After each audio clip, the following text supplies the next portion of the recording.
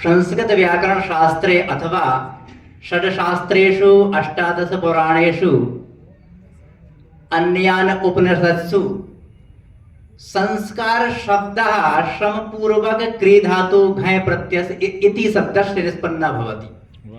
जो संस्कार शब्द है उसमें श्रम पूर्वक क्री धातु से घय प्रत्यय लग करके व्याकरण शास्त्र में संस्कार शब्द निष्पन्न होता है। तो ऐसे जो मेरे गुरुजनों ने मुझे संस्कार दिए हैं, मंचस्थ सर्वे विद्वांसाः विराजमानः एतेषां चरणयोः मध्य प्रदेश संत पुजारी संगतः अथवा मम पक्षतः सादरम निवेदनम चरणयोः प्रणमामि। सभी को प्रणाम करता हूं। परशुराम कल्याण बोर्ड के अध्यक्ष हमारे पूज्य गुरुतुल्य ऐसे आदरणीय राजौरिया जी को भी प्रणाम, और सभी जो ब्राह्मण बैठे हुए हैं हमारे आदरणीय वैभव पटेल जी, और जिनका मैं हो सकता है नाम स्मरण नहीं हो रहा है, ऐसे सभी हमारे जो वरिष्ठ जैन हैं उन सभी को प्रणाम। भोपाल के जिलाध्यक्ष कपिल जी। तो प्रिय बंधु, बहुत ही सामासिक शैली में मैं आपको ये बताना चाहूंगा कि जो शब्द रहता है 16 संस्कार होते हैं। आदरणीय दिनेश जी की बात से मैं पूर्ण सहमत हूं। उन्होंने बहुत अच्छी बात कही है कि व्यक्ति के जीवन में यदि मनुष्य का एक संस्कार यदि सुधर जाए, जिसका नाम है विवाह संस्कार, तो आप यह समझ लीजिए, उन्होंने यह भी कहा है कि विवाह संस्कार यदि सुधर जाए तो आप यह समझ लीजिए 16 संस्कार सुधरते चले जाएंगे, कोई बिगड़ने वाला नहीं है। गलती तो वहीं उत्पन्न हो रही है ना।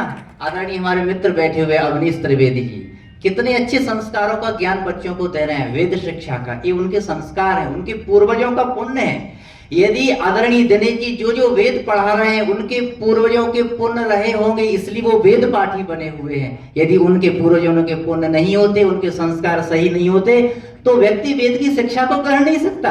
पूर्वजों के संस्कार अच्छे हैं तो आप वेद की शिक्षा, भागवत की शिक्षा, कल्प शिक्षा, याज्ञवल्क्य शिक्षा, इन शिक्षा को आप ग्रहण कर रहे हैं, वो मात्र संस्कारों की वजह से कर रहे हैं। इसलिए जो संस्कार व्यक्ति के जीवन में आ जाता है, वो पहला जो संस्कार जो आदरणीय दिनेश जी ने कहा, पहले तो गर्भाधान संस्कार ही पहला संस्कार माना जाता है, पर मेरी दृष्टि में जो पहला संस्कार है वो विवाह संस्कार है। उसके बाद ही सारे सिद्धांतों का मूल जन्म होता है। इसलिए मैं निवेदन करूंगा कि जहां जहां ब्राह्मण देवता विवाह कराने के लिए जाते हैं, वास्तव में इस बात पर आप जोर दिया करें कि हमारे जीवन में जो विवाह संस्कार है, विवाह संस्कार अवश्य ही सुधरना चाहिए। व्यक्ति सप्त समुद्रों की पूजन करना नहीं जानते, यजमान कलश की पूजन करना नहीं आ रहा है, यजमान वहां पर पूछ रहा है पंडित जी कौन से देवता की पूजन हो रही है, तो श्रीमद् भागवत में लिखा है कि श्रोता वक्ता जनार्दना, वही तो कथा को समझ सकता है, वही तो संस्कारों को समझ सकता है, वही तो मूल सिद्धांतों को समझ सकता है। ज्ञान दोनों को ही होना परम आवश्यक है।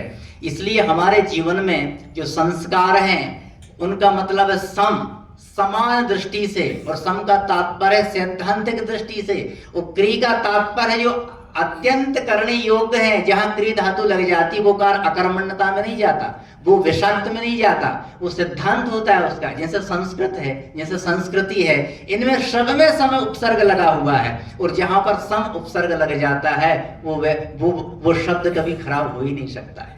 और जहां सम उपसर्ग लगा है वह क्री धातु और लग जाए, घय प्रत्यय और लग जाए, निषद्धन्ति मनीषिणाः। उपनिषदकार कहते हैं कि जहां घय प्रत्यय लग जाता है वो व्यक्ति, तो वो शब्द बड़ा संस्कारी होता है। तो मैं बहुत ही सामासिक शब्दों में आपको बता रहा हूं और वाणी को विराम दे रहा हूं।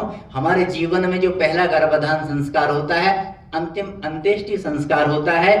16 संस्कार अनिवार्य हैं। इनमें जो मुख्य 4-5 संस्कार है, जैसे गर्भाधान होता है, अन्नप्राशन होता है, विद्याध्ययन होता है, उपनयन होता है ब्राह्मणों में। और दूसरा मैं आपको ये बताता हूँ, मुख्य रूप से इस पर सबसे ज्यादा हम सभी ब्राह्मणों को मिलकर के जोर देना है, विवाह संस्कार को जरूर सुधारना है। फेसबुक पर, मीडिया पर जहां देखो वहां रात्रिकालीन और दिन में इन सभी का हम सभी को संशोधन करके एकत्रित होकर के बैठ करके, और आदरणीय परशुराम कल्याण बोर्ड इसलिए ही बनाया गया सभी ब्राह्मणों के लिए। जो भी आपको शंका विशंका है आप वहां प्रेषित करिए, पत्र प्रेषित करिए। आशा करते हैं जरूर वहां से समाधान होगा, और हमारे जीवन में जिस दिन संस्कार आ जाएंगे उस दिन ब्राह्मणों में एकत्व आ जाएगा, और एकत्व के साथ साथ समाज को सुधारने का सभी वर्गों का हम प्रयास भी कर सकते हैं। इन्हीं शब्दों के साथ वाणी को विराम।